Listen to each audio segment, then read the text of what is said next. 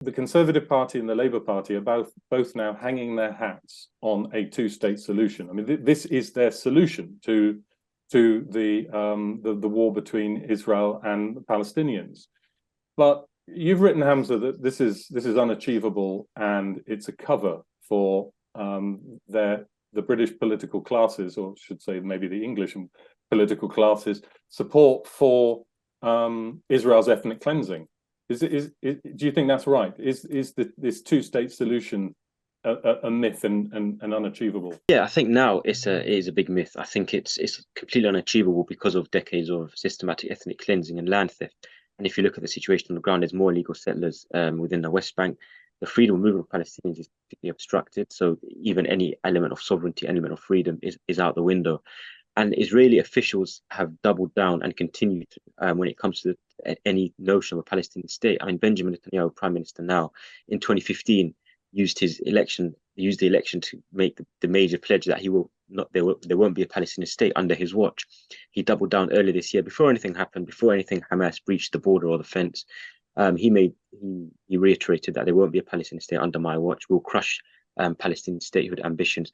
So until that psyche changes, there is no point, going with this assumption that, once the Palestinians come and they want peace. And I think when the British political class, or the English political class rather, and everybody, the proponents of a two-state solution, keep echoing these views, it's merely, to give the veneer that they are interested in a peace process, or in, actually liberating the Palestinians, when actually it's just a smokescreen for continued ethnic cleansing. And it's the same in the US. Anthony Blinken continues to reiterate a two-state solution.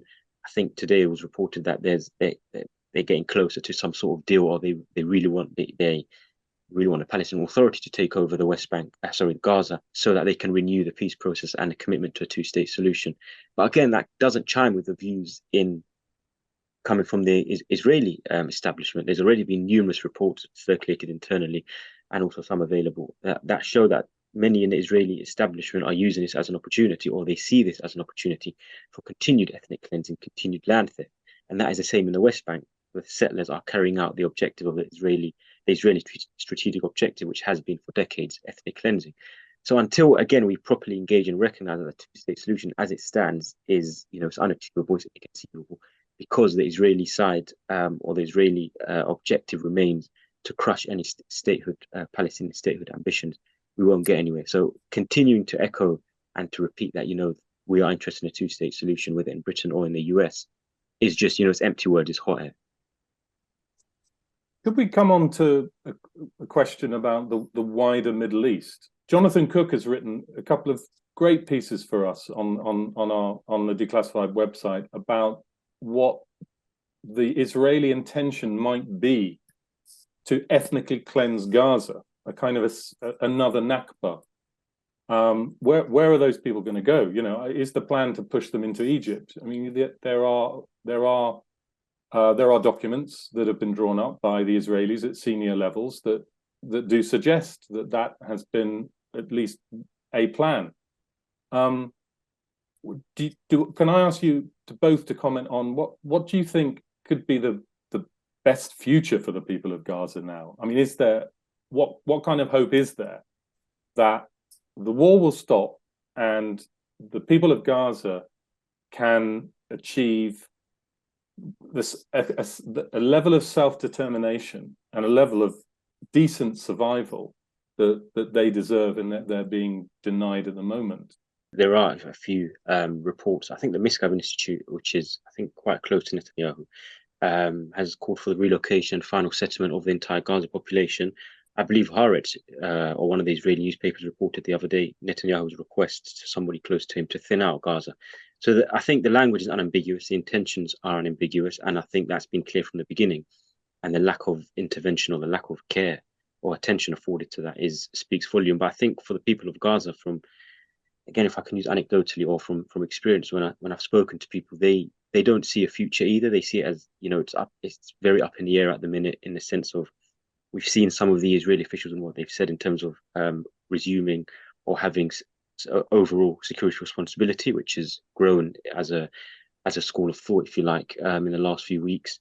And equally, there's been talks of, the return of the Palestinian Authority, and whichever outcome that is. I mean, Palestinian Authority doesn't enjoy much support in the West Bank. They have effectively been agents of the occupation. So it's actually painfully hard to envisage anything that resembles any legitimate and robust Palestinian self-determination. I think the Israelis will be a lot more heavy-handed this time in terms of how they handle Gaza, just to avoid anything like October the 7th. And that will amount to either some level of complete occupation, and don't forget it's already been under siege for 17 years. So life in Gaza wasn't exactly pleasant before. So I think we're looking at a situation like the West Bank where it's a level of draconian control, especially if the Israelis get their way. How can these differences between the communities be resolved, do you think? And are there real dangers that these divisions could become even worse in the years going forward? Yeah, I think so, because there's been a shift, particularly in the last few weeks, even all the polls, for example, in Israeli society, where there's been a lurch towards complete, almost an unconditional support for what Israel's doing in Gaza, and that obviously in and of itself creates tension. Likewise, Hamas has increased in support in the West Bank, etc. So what we're seeing is an entrenchment of views rather than anything else, and that's not to say that one is better than the other, but in the sense that everybody has now it's more polarized than ever before. I think, as Peter alluded to, it's all about good faith. I think the starting point would be to call a spade and recognize Israel for what it is. I mean, numerous members of the human rights community, the global human rights community, from B'Tselem in Israel to Human Rights Watch and Amnesty International, have concluded that Israel is an apartheid state. Now, until that is engaged with, until people begin from that starting point, we're not going to go very far until we recognize the settlement expansion, that is the illegal settlement expansion, as ongoing in the West Bank, until we recognize that in the Israeli government, and not just in this existing government, but across the Israeli political class, there are a number of people who don't believe in a Palestinian state. In this existing cabinet, obviously, we know Smotrich and Ben-Gvir, what their views are. They want a complete seizure of the West Bank. And until we engage with these ministers and these people for what they are and what their views stand for, and start unraveling and unpacking it from there, we're only going to continue with these, robotic recitations about two-state solution and all the rest of it, when you can't engage in good faith with people who don't see that future anyway. That there are not many people within Israel, especially those with influence, with control, who can make things happen, whether it's in the political class and elsewhere, who are committed to a Palestinian state, nor would be happy to see a Palestinian state. So there cannot be any peace process. And obviously, you've got people who are not honest brokers in it, like the UK, like the US. So until all of these barriers are brought down, we're going to keep going around in the same circles. And much of the blame always somehow falls at the feet of Palestinians, that, they always reject these offers. But there's never been a good, substantial offer that respects Palestinian freedom, that promises Palestinian sovereignty, statehood, and all the rest of it. And so it's a vicious cycle, and vicious in the sense so many lives are always lost, so many people suffer for decades and have been. So until we engage with Israel's strategic objective and begin unraveling and unpacking the structures that sustain it, and the apartheid mechanisms, then unfortunately we won't go anywhere. So it just requires a bit of honesty and good faith in treating the situation for what it is.